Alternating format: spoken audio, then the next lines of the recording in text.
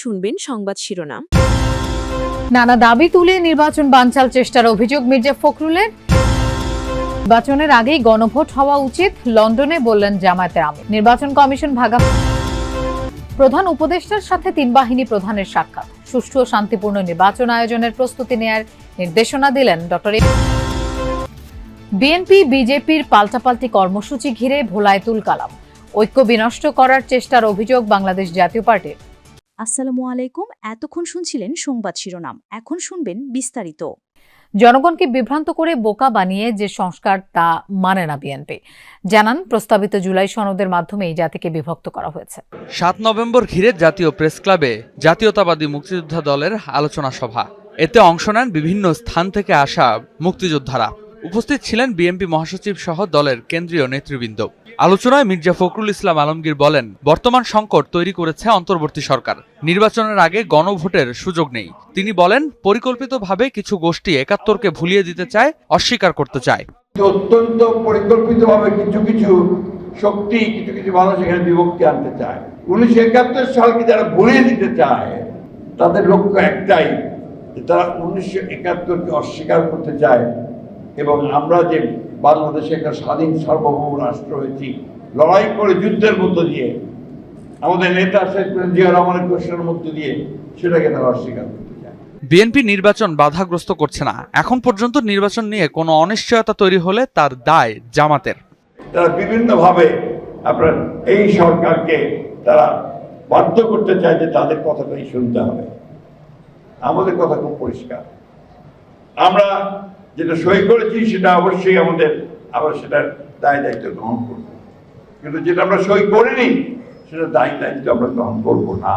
আমরা চাই যে এই বিষয়গুলো একটু আলোচনার মাধ্যমে সমাধান করা হোক। অনুষ্ঠানে মুক্তিযোদ্ধা ও বিএনপি নেতারা অভিযোগ করেন, ৭১ নিয়ে ছিনিমিনি খেলা হচ্ছে। কেউ কেউ ৭১-এ বিতর্কিত ভূমিকার জন্য জামাতের কার্যক্রম নিষিদ্ধেরও দাবি জানান। জুলাই সনদ দেশের জনগণের প্রয়োজন নাই। জুলাই সনদ হয়তো কিছু কিছু ব্যক্তি যারা এখানে উপদেষ্টা হয়েছেন, যারা ভবিষ্যতে বাংলাদেশে বসবাস করতে গেলে অনেক প্রশ্নের সম্মুখীন হবে। জাতীয় নির্বাচনের আগে গণভোট না হলে এর কোনো মূল্য নেই বলে মন্তব্য করেছেন বাংলাদেশ জামায়াতে ইসলামের আমির ডাক্তার শফিকুর রহমান। শুক্রবার যুক্তরাষ্ট্র থেকে বাংলাদেশে ফেরার পথে পূর্ব লন্ডনে এক সংবাদ সম্মেলনে একথা বলেন তিনি। দাবি করেন, ক্ষমতায় গেলে দেশ থেকে দুর্নীতি দূর করবে জামায়াতে ইসলামী, প্রবাসীদের ভোটাধিকার নিশ্চিত করবে বলেও জানান তিনি। গুম খুনের অভিযোগে অভিযুক্ত ২৫ সেনা কর্মকর্তা ভয়ানক মানবাধিকার লঙ্ঘন করেছে, এমন মন্তব্য করেন জামায়াতের আমির। একটাই প্রত্যাশা, যে সমাজে কোনো অনিয়ম এবং বৈষম্য থাকবে না। আর সকল অনিয়ম এবং বৈষম্যের মূলে হচ্ছে দুর্নীতি।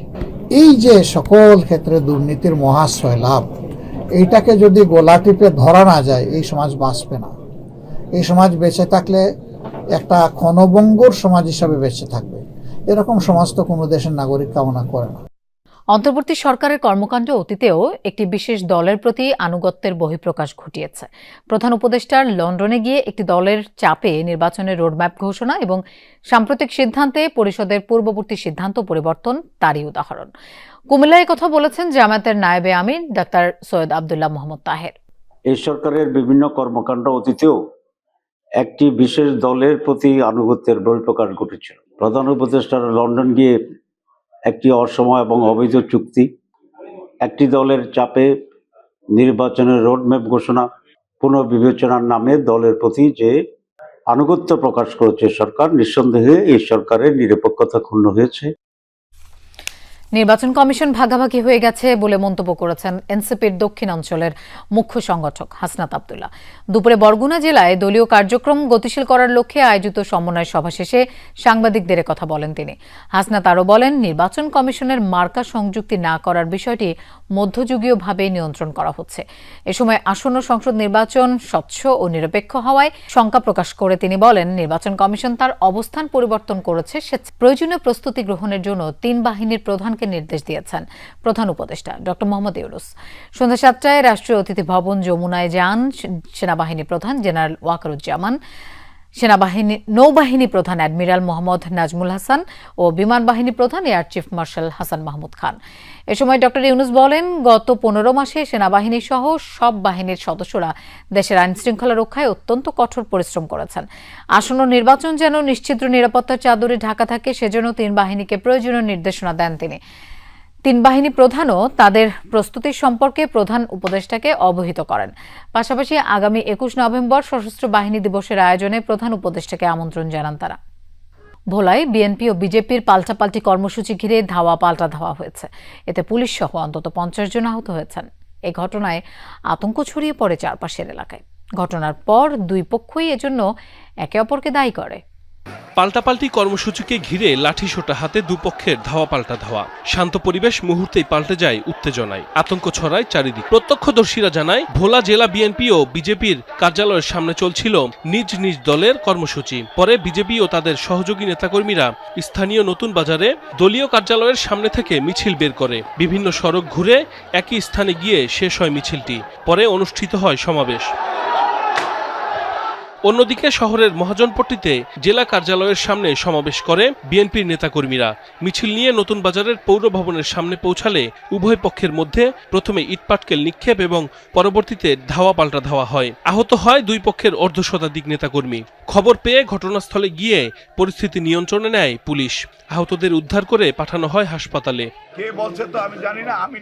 এ ঘটনায় সংবাদ সম্মেলন করেন জেলা বিএনপির সদস্য সচিব রাইসুল আলম। জানান, পূর্ব ঘোষিত সমাবেশ শেষে মিছিল নিয়ে পৌরসভা সংলগ্ন সড়কে পৌঁছালে বিজেপির নেতাকর্মীরা তাদের ওপর ইটপাটকেল নিক্ষেপ করে। এতে উত্তেজনার সৃষ্টি হয়।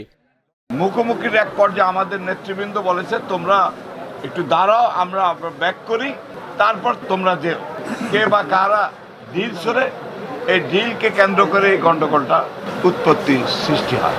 জেলা বিজেপির সাংগঠনিক সম্পাদক মনিরুল ইসলামের দাবি, একটি গ্রুপ বিএনপি ও বিজেপির মধ্যে থাকা ঐক্য নষ্ট করতে উদ্দেশ্যমূলকভাবে এমন ঘটনা ঘটিয়েছে। বিএনপির একটি গ্রুপ আমাদের দীর্ঘদিনের ঐক্য বিনষ্ট করার জন্য, পার্থ ভাই এবং তারেক ভাইয়ের ভিতর যে ঐক্য এবং বিএনপি বিজেপির যে ঐক্য, সেই ঐক্য বিনষ্টের জন্যই আজকে হঠকারীমূলক এই হামলা চালিয়েছে বলে আমরা বিশ্বাস করি। এ বিষয়ে অভিযোগ পেলে ব্যবস্থা নেওয়ার কথা জানিয়েছে পুলিশ। শাহবাগে 43 ও 44তম চলমান বিসিএস চাকরি প্রত্যাশীদের সাথে পুলিশের সংঘর্ষ হয়েছে। শাহবাগের মূল সড়ক অবরোধ করতে চাইলে তাদের বাধা দেয় পুলিশ। বাধা উপেক্ষা করে এগিয়ে যেতে চাইলে ছত্রভঙ্গ করে দেয় পুলিশ। এ সময় বেশ কয়েকজন আহত হন। পুলিশের অ্যাকশনে ছত্রভঙ্গ বিসিএস ক্যাডার ও নন ক্যাডার পদ প্রত্যাশী আন্দোলনকারীরা। তারা শাহবাগ অবরোধ করায় যান চলাচল বন্ধ হয়ে যায়, সড়কে সৃষ্টি হয় অচলা অবস্থা। আর তখনই সক্রিয় হয় পুলিশ। প্রথমে আন্দোলনকারীদের সাথে আলোচনা, এরপর আরও কঠোর অবস্থানে পুলিশ। জাতীয় জাদুঘরের সামনে অবস্থান ও বিক্ষোভ কর্মসূচির পরই শাহবাগের মূল সড়ক অবরোধের সিদ্ধান্ত নেয় আন্দোলনকারীরা। যেসব ব্যানার হাতে নিয়ে ঘণ্টাখানেক আগেও বিক্ষোভ কর্মসূচি হচ্ছিল, সেগুলোই পুলিশের তৎপরতা শুরুর পর রাস্তায় ছড়িয়ে ছিটিয়ে পড়ে থাকে। এরই মধ্যে মুষলধারে বৃষ্টি, ছত্রভঙ্গ